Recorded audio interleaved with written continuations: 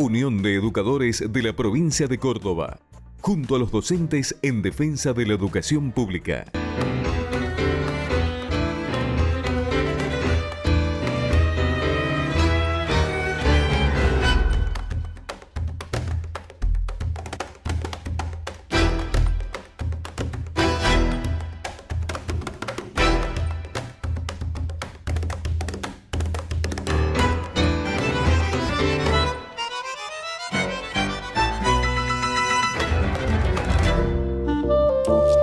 Muy bienvenidos a una nueva edición de Principio Activo Salud y Sociedad.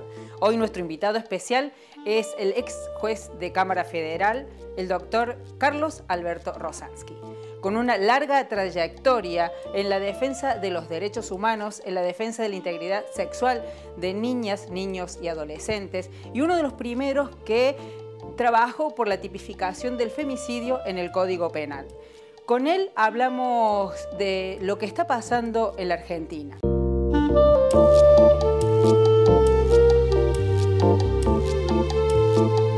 Carlos Rosansky es un gran defensor de la democracia, un gran conocedor de las leyes, y con él abordamos la situación actual que vive nuestro país, donde los que perdieron las elecciones aún conservan el poder económico y mediático, intentan varias formas de desestabilizar al gobierno electo democráticamente. ¿Vivimos un momento de inseguridad institucional? Es una preocupación que tenemos muchos argentinos y Carlos Rosansky habla de esto. Las instituciones nacen para eso, para regular las relaciones, para reemplazar la violencia cuerpo a cuerpo y depende su nivel de funcionamiento, se va a lograr o no reemplazar esa violencia. Y desde ese punto de vista nuestro país tiene desde lo teórico un marco institucional extraordinario, y sobre todo porque la Constitución Nacional tiene como máxima jerarquía legal las convenciones en materia de derechos humanos. Eso solo marca un parámetro altísimo de encuadre de cómo deben funcionar las instituciones. Por supuesto, de ahí a que en lo cotidiano funcionen bien hay una distancia grande. Y sobre todo te agrego algo más, las instituciones, aun cuando determinadas instituciones estén funcionando bien en lo que tienen que decidir, si no tienen además un marco de aceptación y reconocimiento de parte de otras instituciones, y ahora aclaro por qué, ese esfuerzo que hacen para trabajar adecuadamente se diluye e incluso deja de tener el efecto que debería tener. Concretamente, si en el caso ahora que está en boga de los 3 jueces rebeldes, el Consejo de la Magistratura de la Nación, el Senado de la Nación, el Presidente de la Nación y la Cámara Federal de Casación Penal se pronunciaron, trabajaron, tomaron decisiones absolutamente legales y acorde a lo que institucionalmente corresponde, y de repente la Corte pone en duda todo eso con este per saltum que están trabajando, ahí es donde aquel buen funcionamiento encuentra un límite y es lo que se pone en crisis con todo el sistema. Ese funcionamiento está condicionado a que sus integrantes sean decentes, para decirlo de manera sencilla. Entonces, si de repente, por eso puse el ejemplo de estos días, si de repente instituciones centrales de nuestro país trabajan bien, se expresan y hacen lo correcto, pero de repente otra institución, nada menos que la más, para mí, de la más, con la de mayor poder en la República Argentina, que es la Corte Suprema, pone en crisis todo ese funcionamiento, hay una alerta institucional muy seria que debería tomarse nota para ver qué está pasando, porque claramente, en mi opinión personal, los jueces de la Corte Suprema, los 5, con esa decisión que han tomado, no solo desafían el sistema, sino que están demostrando que ellos no están de acuerdo con esa articulación que es instituciones funcionando bien, decentemente, etc. Ahí es donde está la verdadera crisis, que nos obliga a pensar cómo llegamos a tener esos jueces en la Corte Suprema y cómo hacemos para modificarlo. ¿Y cómo llegamos a tener esos cortes y cómo hacemos para modificarlo? ¿Es posible? Sí, siempre es posible. ¿Cómo llegamos a tenerlo? Bueno, por la inercia de sistemas que a veces no funcionan bien. Yo creo que los jueces de la Corte deberían ser elegidos de otra manera, según la Constitución, por el propio, digamos, el impulso del presidente de la Nación ante el Senado, pero yo creo que deberían ser sometidos a una consulta popular, no vinculante. Está prevista en la Constitución, es una forma de escuchar. ¿Cómo no vamos a escuchar 40 millones de personas que son las atravesadas por los fallos que esos jueces van a dictar? Por lo tanto, es absolutamente imprescindible, a mi entender. Y la forma, lo que vos preguntabas, a mí no me parece tan complicado, aunque políticamente puede serlo, pero no teóricamente, porque con una ampliación importante de los miembros de la Corte vos ya estás neutralizando a esta mala gente que está integrando la Corte, hasta tanto se pueda llevar a juicio político, que es lo que correspondería. Pero mientras tanto, con solo ampliar la Corte, vos te asegurás designar gente decente en una cantidad suficiente, en este caso una Corte, por ejemplo, de 21 miembros, y yo esto lo propuse en el Senado. Recordás cuando se hizo se invitó a opinar sobre este procedimiento que se está llevando adelante para comenzar a modificar el Poder Judicial, y planteé el tema de la ampliación de la Corte porque me parece la forma más rápida. Es una simple ley con la cual se amplía el número de jueces, se consulta, se hace la consulta popular, y entonces te aseguras tener gente decente y con apoyo popular en la Corte Suprema, y de ahí en adelante se facilita mucho las cosas. Haga lo que haga el gobierno, la derecha va a reaccionar. Todos los días y con todo lo que haga. No hay una cosa buena que la oposición haya dicho apoyamos, está bien, etc. Entonces, me parece que hay que tenerlo en cuenta, porque si estamos en ese contexto político que vos decías, donde la oposición lo único que le importa es descalificar todos los días y desestabilizar todos los días, entonces ¿hasta dónde vos tenés que dejar de tomar una medida adecuada cuando igual te van a criticar, cuando igual te van a intentar desestabilizar? ¿Está en riesgo la institucionalidad de nuestro país o es una exageración plantear eso? No es una exageración, porque, mirá, una frase de Zaffaroni hace pocos días sobre este tema.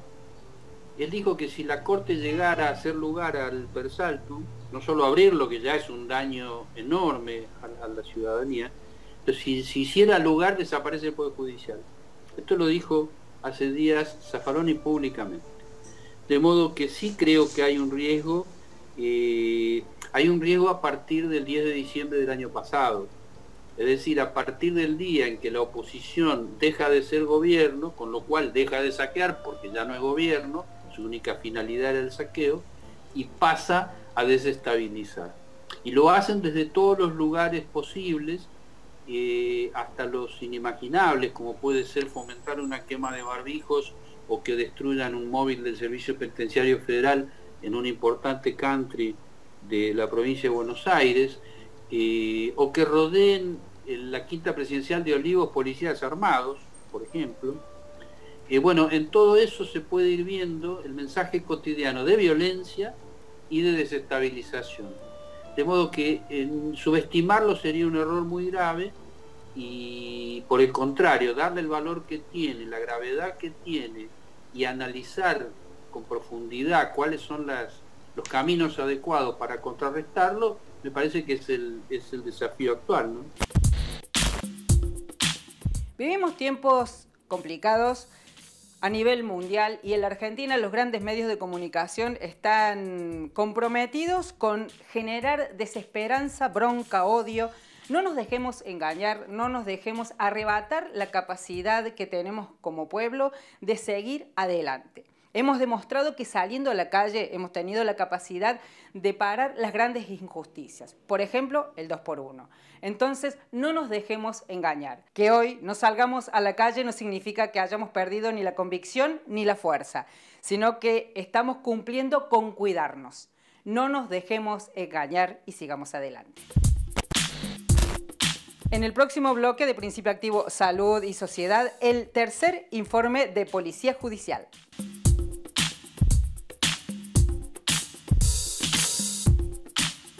Unión de Educadores de la Provincia de Córdoba, junto a los docentes en defensa de la educación pública. Obra social del personal de la industria gráfica de la provincia de Córdoba. Defendemos el sistema solidario de atención de la salud. La salud es un derecho, no un negocio. Seguimos en Principio Activo, Salud y Sociedad. Y como anunciáramos, abordamos el tercer informe de Policía Judicial. En esta oportunidad abordaremos las nuevas formas de lucha gremial que surgen con la intención de visibilizar el trabajo de la división científica en su grado de riesgo y de insalubridad. Estas nuevas iniciativas surgieron del espacio de salud psicosocial como una forma de superación y de sanación a través de las propuestas creativas. El libro Insalubre es una de las herramientas fundamentales que trascendió el espacio gremial y el espacio de policía judicial, llegó a espacios académicos donde se demostró cabalmente por qué el trabajo de la división científica de la policía judicial es insalubre. De este libro, una producción vital y reveladora, también surgieron otras expresiones de arte y de superación: el documental y la obra de teatro. En este informe vamos a escuchar a los protagonistas. Encontramos un límite en todo esto y aún así seguíamos volviendo a lugares comunes o a lugares sin salidas. Y entonces ahí abrimos todo un tiempo de creatividad, de arte, de sublimar, de poder decir lo mismo de otra manera. Es muy difícil igual dimensionar. Creo que cualquier persona que no haya pasado por esto y que no le haya puesto el cuerpo a la tarea, difícilmente pueda llegar a dimensionar lo que significa.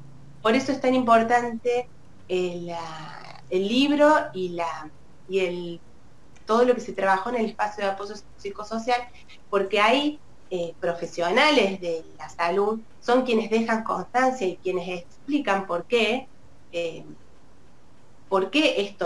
esto impacta a la psiquis del ser humano. Y les propusimos que fuera participativo, que el libro fuera participativo, que el libro fuera tomado por el espacio, no que hablara desde afuera del espacio, no que seamos nosotras, no sé, las profesionales hablando de ellos, sino que el libro hablara por ellos, o que ellos hablaran en ese libro, que el libro recuperara la voz de todos estos trabajadores y parte del proceso y de lo que había logrado aparecer o salir ahí en ese espacio.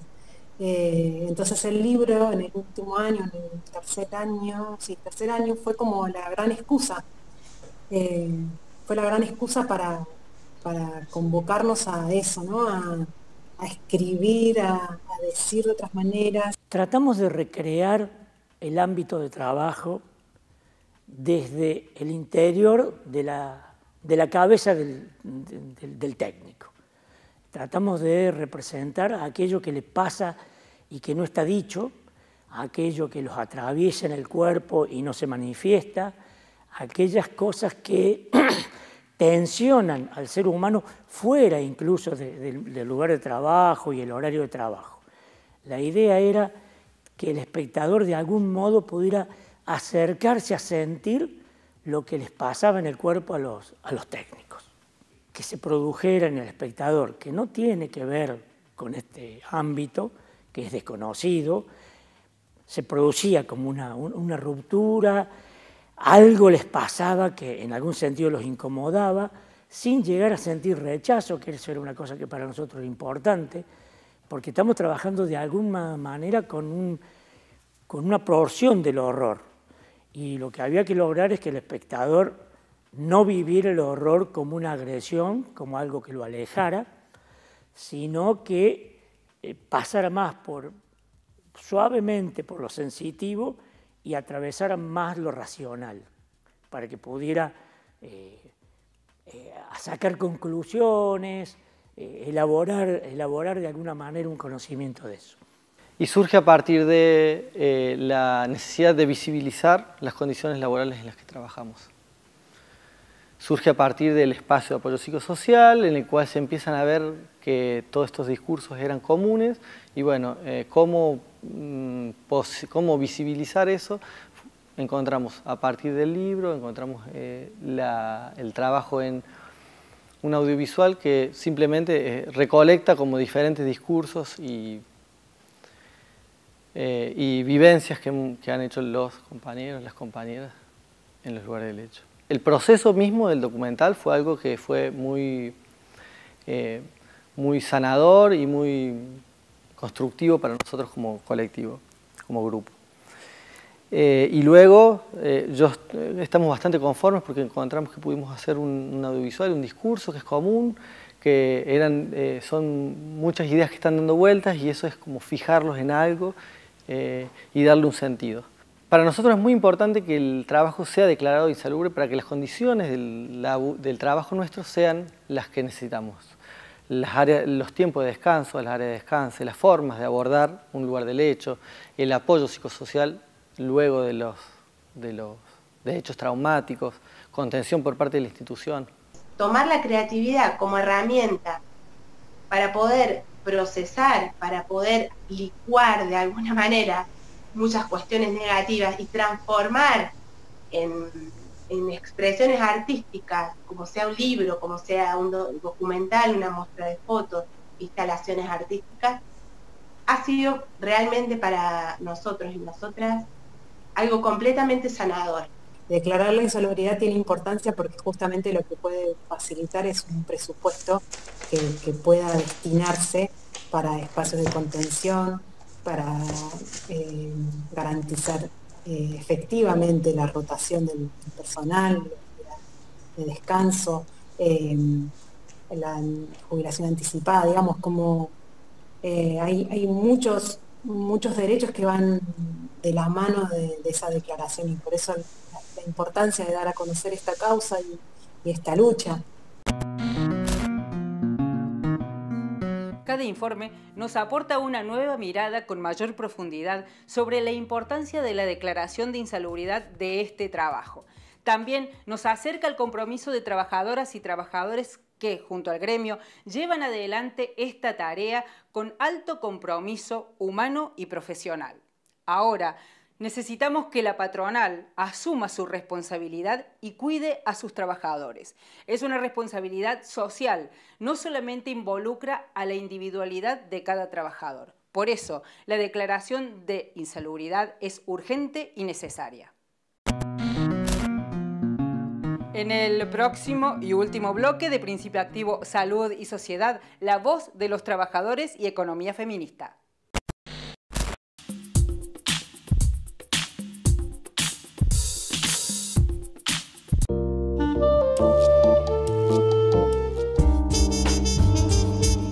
Asambleas virtuales, ventajas del mundo digital.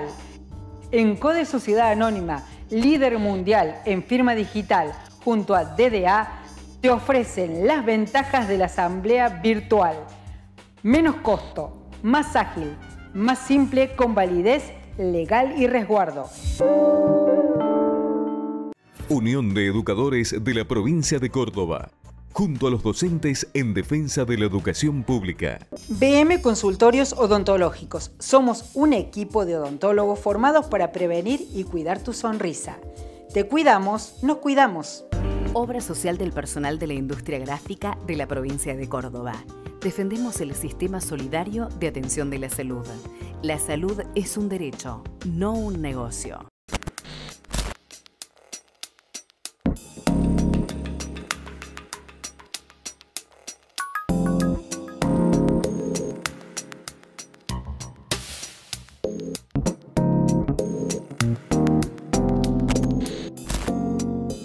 A la hora de escuchar la voz de los trabajadores, vamos a compartir las declaraciones de Zuli Miretti, secretaria general adjunta de la Unión de Educadores de la provincia de Córdoba. Con ella abordamos un tema fundamental: educación, pandemia y desigualdad.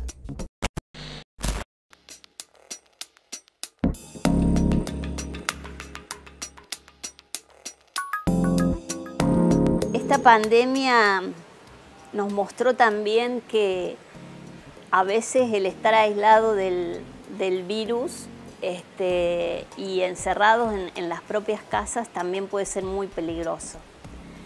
Y lo vemos con los abusos de todo tipo, violaciones, hasta llegar a los femicidios, ¿no? Y por eso decimos que es tan importante el papel que juega la escuela, porque hoy no tenemos las voces de nuestros niños y jóvenes que nos alertan sobre situaciones que pasan en la casa y que los chicos sí en la escuela son detectadas, porque los maestros detectan estas situaciones. Y ahí donde también tenemos que decir que la ESI es fundamental y que más que nunca, bueno, todas las escuelas deben trabajar en este sentido, ¿no? Porque si bien hay una ley nacional, pero todavía por ahí vemos que falta que todas las escuelas implementen el uso de la ESI. Nosotros desde UPC estamos trabajando muchísimo en eso y lo vamos a seguir haciendo porque creemos que una forma de prevenir siempre es que los chicos bueno, estén... nuestros niños y jóvenes estén adiestrados por la educación sexual integral. Y también en esto muchos derechos son vulnerados, por eso la pandemia, entre las desigualdades hay muchas aristas que tiene, ¿no?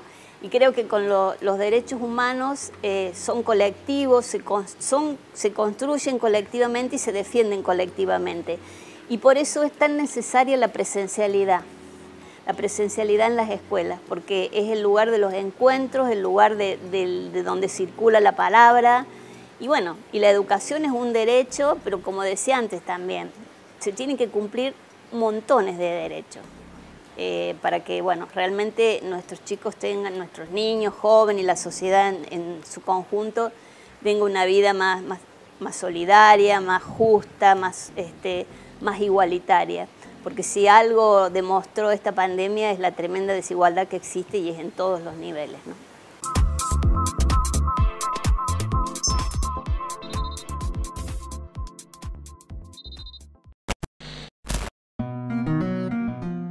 En el micro de Economía Feminista, Melissa Luc nos explica cuáles son las políticas públicas con perspectiva de género que están implícitas en el presupuesto que presentó recientemente el ministro de Economía y cuáles son los beneficios que tienen estas políticas en la comunidad femenina.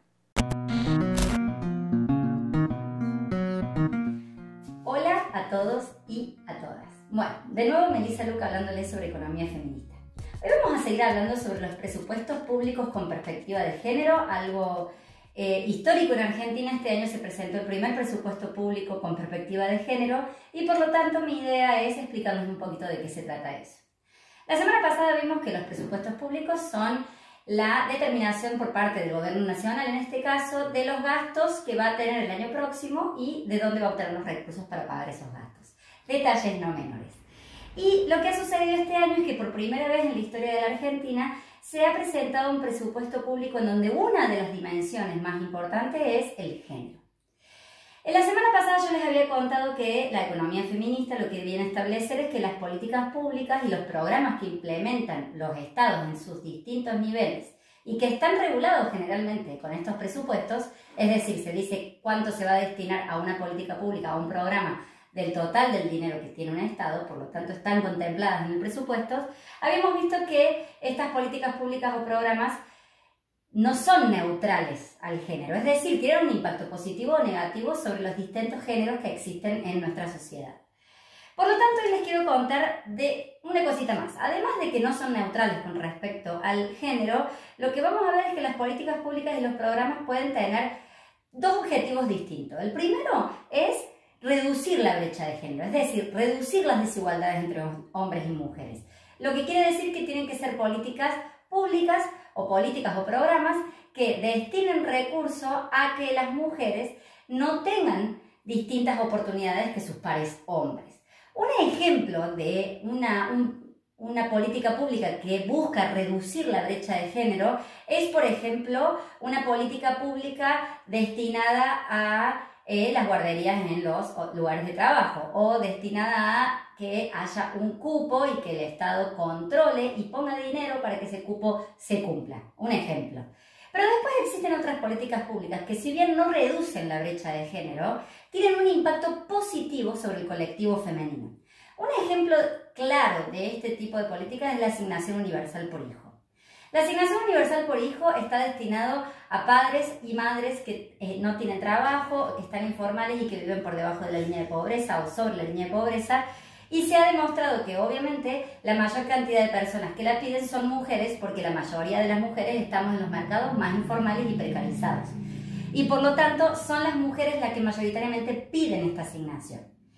Lo que hemos visto es que en realidad eso refuerza el rol de la mujer sobre las tareas de cuidado dentro del hogar, por lo tanto no genera el efecto positivo de reducir la brecha de género, pero sí tiene un efecto positivo sobre las mujeres que pueden acceder a él, porque pasan a ser más independientes económicamente de sus pares hombres y por lo tanto pueden pasar a tomar más decisiones dentro del hogar. La semana que viene les voy a contar un poquito más sobre cuáles son las políticas públicas que están incorporadas en este nuevo presupuesto presupuesto público con perspectiva de género que se ha presentado este año.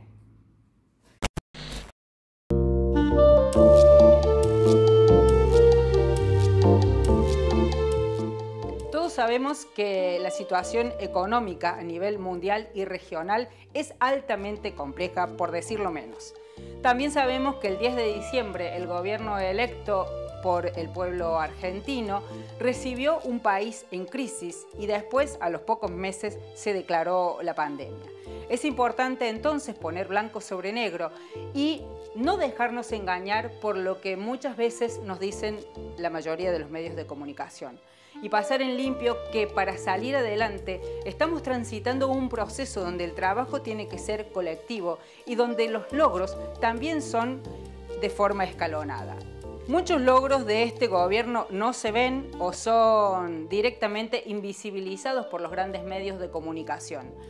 Hay menos muertos, menos pobres, menos indigentes de los que hubiera habido con otro tipo de políticas donde el Estado no se hubiera hecho cargo de la pandemia y de la desgracia que atraviesa al país y al mundo. Ser conscientes de estos logros colectivos, que pueden ser mucho y podemos estar mucho tiempo nombrando desde el IFE, el ATP, el Procrear, muchas políticas públicas que son para la mayoría del pueblo argentino.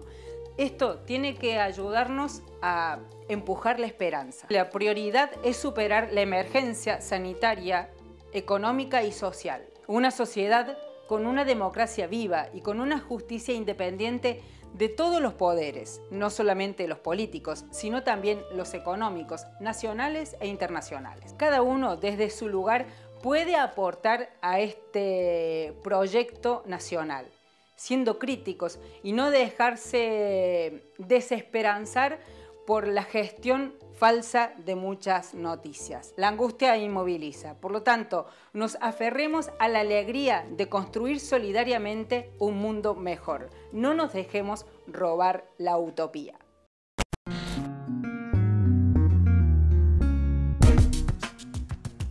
BM Consultorios Odontológicos. Somos un equipo de odontólogos formados para prevenir y cuidar tu sonrisa.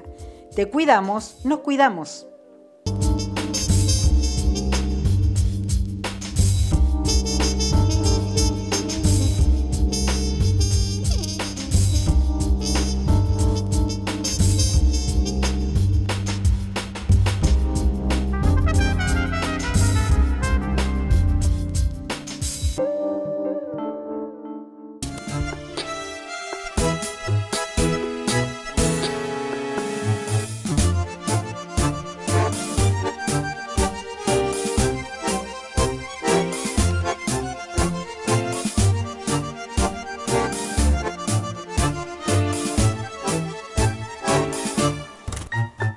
Thank you.